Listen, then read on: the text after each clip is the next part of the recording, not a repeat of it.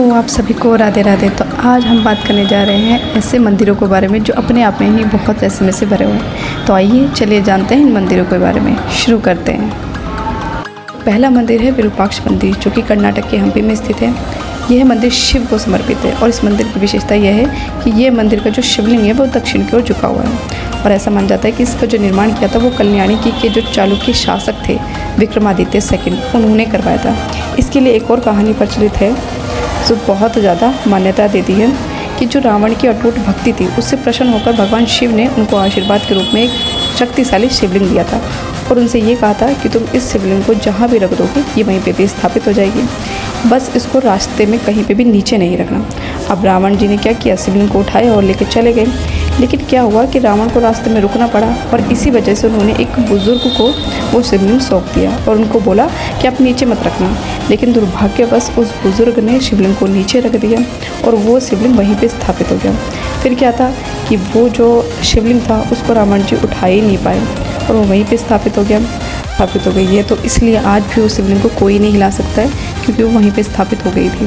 तो इसीलिए भगवान शिव की कृपा से वहाँ पे इतने श्रद्धालु आते हैं उनके दर्शन करने के लिए, वहाँ पे भक्तों का तांता लगा ही रहता है। तो चलिए हम बढ़ते हैं सेकंड मंदिर की तरफ। ये मंदिर है विट्ठल मंदिर, जो कि कर्नाटक के हम्पी में स्थित है। और ये मंदिर जो है वो भगवान विष्णु के जो अवतार है कृष्ण जी, उनको समर्पित है। ऐसा माना जाता है कि मंदिर को खटखटाने पर संगीत के सातों स्वर सुनाई देते हैं।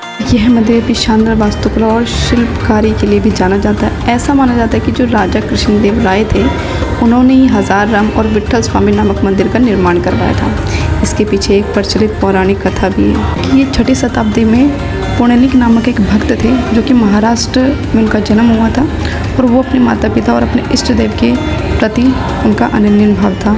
और वो भक्त जो थे वो बहुत ज़्यादा सरल, मीठे और सहज स्वभाव के थे।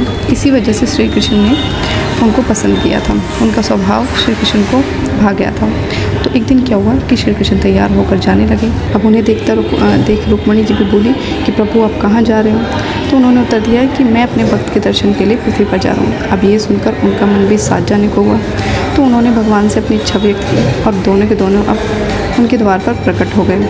तो उन्होंने वहाँ जाके बोला कि पुंडलिक देखो बालक, हम रुक्मणी जी के साथ तुम्हारे दर्शन के लिए आए हैं। तो उस वक्त पुंडलिक अपने माता पिता के पैर दबा रहे थे। तो उन्होंने भगवान से बोला कि हे नाथ, मैं अभी अपने पिताजी की सेवा कर रहा हूँ, आपको थोड़ी सी प्रतीक्षा करनी पड़ेगी। आप एक काम करिए कि आप इस ईंट पर खड़े होकर प्रतीक्षा किए।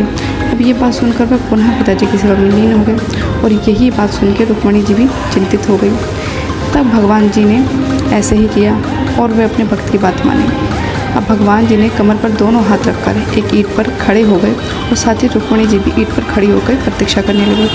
अब पिताजी की सेवा से निवृत्त होकर जैसे ही उन्होंने पीछे देखा तो भगवान जी मूर्ति के रूप ले चुके थे। तो तभी से इसका नाम विट्ठल जी मंदिर